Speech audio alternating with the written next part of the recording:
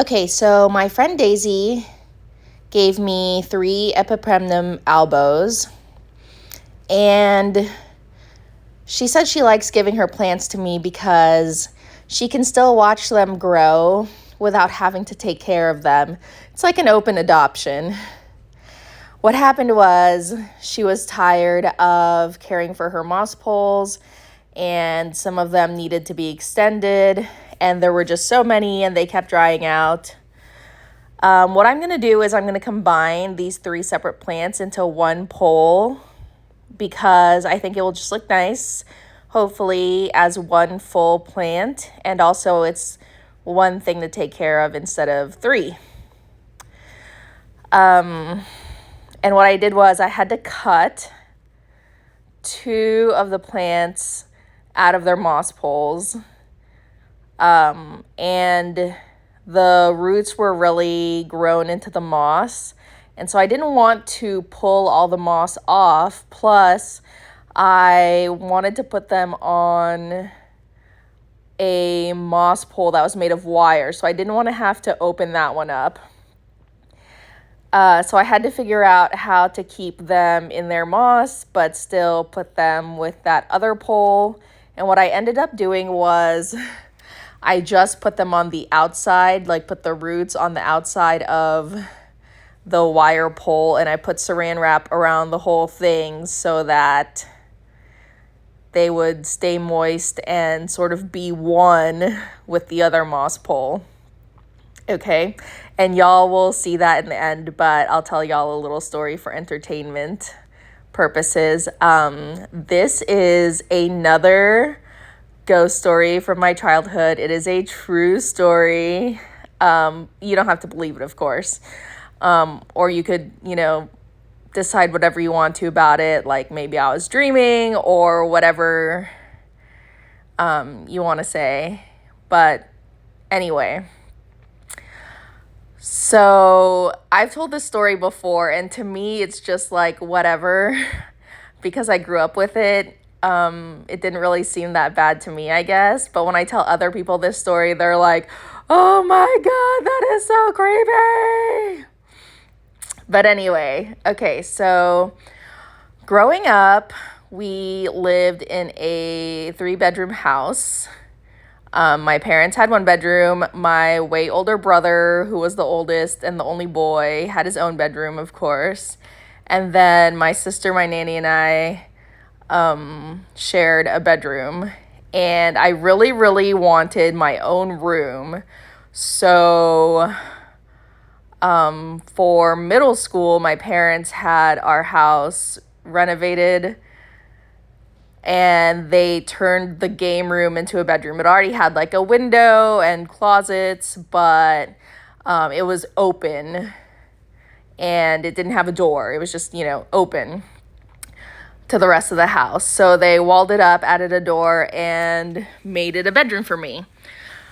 Well, so I was probably like 11 or 12 years old, and when I was going to bed, I felt as if someone was sitting on the corner of my bed. And I don't think I was asleep. I don't think I was dreaming. But I felt the weight of someone there, and I'm super sensitive about people shaking the bed. You can even ask Tim, like I really don't like it, but I just felt the weight of someone sit down the one time. Like they stayed sitting, they weren't moving around, but there was nobody there. And at the time, I remember just thinking like, well, whatever, oh well, and I just went to sleep.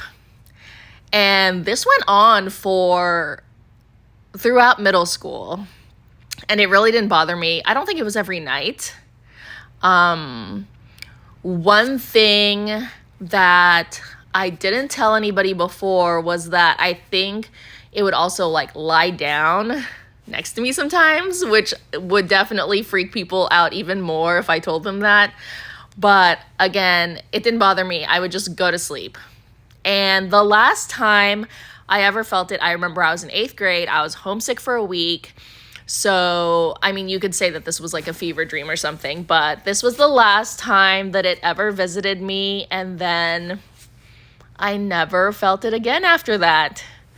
And it didn't seem scary to me. It didn't seem like anything to be afraid of. And that's why I just, would go to bed like whatever. I knew it wasn't normal, but I was just used to it. And so I was fine with it. And you can feel free to freak out or don't believe. It's up to you. Either way, it's good. Okay, so totally off topic, but I couldn't sleep the other night and I was thinking about how, a lot of people, myself included, we dye our gray hairs. And if I'm not the only person who's doing this, then it's totally normal for people to have gray hair in their 30s. But why does it feel like I'm so much older when I see the gray hairs? You know what I mean? Like, gray hair, like in TV and movies, was always like the 80-year-old grandma. Except for the Golden Girls, who apparently are only in their 50s when that show starts. Which is nuts to think about. But anyway, so I associate gray hair with being like a grandma. I'm not a grandma. And other people I know who are the same age, in their 30s, have gray hair. And none of us are grandmas, obviously. Although it's possible, maybe. I don't know. Anyway. Okay, so we all dye our hair. So everybody in their 30s, not everybody, some people don't. Okay, a lot of people in their 30s dye their hair. So then you don't see gray hair as being normal in your 30s because everybody dyes it. And you still only see, for the most part, people in representation with gray hair being so old, like 84 years old, right? And what made me think of this was that I saw a picture of Hillary Burton from One Tree Hill, and she's 35 years old, and she's let her hair grow fully gray, and she's gorgeous. So I Googled the average age for gray hair, and it said just like 3 results without having to click on any links. It was like whites, mid-30s, Asians, late 30s, black, mid-40s. And so it actually is normal to have gray hair in your 30s. But when I look in the mirror, it just feels like I'm at least in my 60s. Do you know where I'm getting at? Yeah. And of course, props to the people who just wear their hair naturally. I'm not ready for that yet. Just mentally, I'm not there. I'm probably having like a midlife crisis. But I always say that I'm having some sort of crisis. I remember, I can't remember how old I was a while back, but I told Tim that I was having a 3/8 life crisis. And he was like, oh my gosh, how many of these are you gonna have? And it's like, I'm going to be a different person every 3 years. I really am. That's just, I am my being a Gemini. I have a headache, which is so annoying. I am like in a constant state of dehydration, and I don't even know how people stay hydrated. Like, it seems impossible. Every morning I just wake up and I can tell like I'm a little bit more dehydrated. And then I try to catch up on drinking water, because if I'm a little bit dehydrated every day for a few days, then I'll end up with like a really massive headache. But it's so hard to drink enough water, and then it just seems like you're going to the bathroom all the time. Like, how does anybody do it? How do people who work outside in the heat do it? I know some of y'all do. And I've been sensitive to heat after like having the youngest, more sensitive than I used to be. And now I get migraines like from the sun being too bright, and I have to wear sunglasses.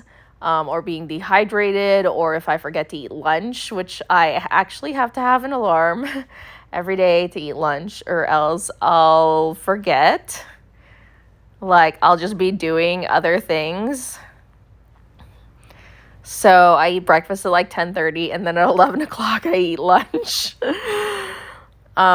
Which I know is so early. Like, I ideally would eat dinner at like 5 o'clock, and then maybe have like a tiny snack or something at 7 o'clock, and then I can't really eat after that. Ideally, like, not for weight control reasons or anything like that. It's just, it keeps me up at night if I eat too close to bedtime, because I am so weird now that I'm older. I can't just do things like a kid anymore.